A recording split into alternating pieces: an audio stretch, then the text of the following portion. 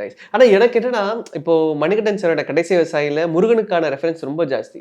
தாய் கேள்வியில நெறைய ரெஃபரன்ஸஸ் முருகன் சார்ந்த ரெஃபரன்ஸஸ் வந்து என்னால எல்லா இடத்துலயும் பார்க்க முடியுது. படத்தோட டைட்டில் கார்ட்ல இருக்கட்டும், சின்ன சின்ன போஸ்டர்ஸ், ஆட்டோ, கையில தூக்கியிருக்க பையி, எல்லா இடங்கள்லயும் முருகனுக்கான அந்த ஸ்பேஸ் ரொம்ப ஜாஸ்தி. அது வந்து இன்டென்ஷனலா அந்த படத்துல வைக்கப்பட்டதா? இல்ல அது வந்து அந்த ஃப்ளோல அப்படியே நடந்த ஒண்ணா? இல்ல ஆக்சுவலா சிவா பார்த்தீங்கன்னா, ஸோ அவனுக்கு குலதெய்வமே முருகன் தான் நெனைக்கிறேன். ம். ஸோ அதனால அவனுக்கு அந்த டச் இருந்துட்டே இருக்கணும் ம். படத்துக்குள்ள. ஸோ ம். அப்படிங்கிற ஒரு இது இருந்தது தான். ஸோ ம். அதுல நம்மளால எங்கெங்கெல்லாம் அவருக்கு டைரக்ஷனலா ம். ஸோ மத்தபடி ஃப்ரேம்ஸ்குள்ள எங்கெங்கெல்லாம் நம்மளால ஆட் ஆன் பண்ணிக்க முடியுமோ, ம். அத அப்படியே பண்ணது தான். Okay, okay. பட் உங்களுக்கு கடைசி விவசாயி ஏதாவது ஒரு இம்பாக்ட் ஏற்படுத்துச்சா? ஏன்னா கோவிட்க்கு அப்புறம் வந்த படம் 2022ல வந்த படம். நெறைய பேர் அந்த படத்த பேசுனாங்க. ஸ்பிரிச்சுவலான ஒரு படம். இன்ஃபாக்ட் அது ஒரு ஸ்பிரிச்சுவல் ஜர்னி. உங்களுக்கு அந்த ஜர்னி ஃபீல் ஆச்சா அந்த இடத்துல? எனக்கு கடைசி விவசாயிக்கு அப்புறம்னு பார்க்கும்போதுனா, ஃபர்ஸ்ட் நம்ம ஒர்க் பண்ணும்போது ஸோ ஆக்ஷன் கேமராமேனா ஒர்க் பண்ணிட்டு இருப்போம். ஸோ ம். அப்ப நம்மளுது எல்லாமே பார்த்தீங்கன்னா, யூசுவலா ஃப்ரேமிங்காவும் இந்த மாரி தான் ஒர்க் பண்ணிட்டு இருப்போம். ம்.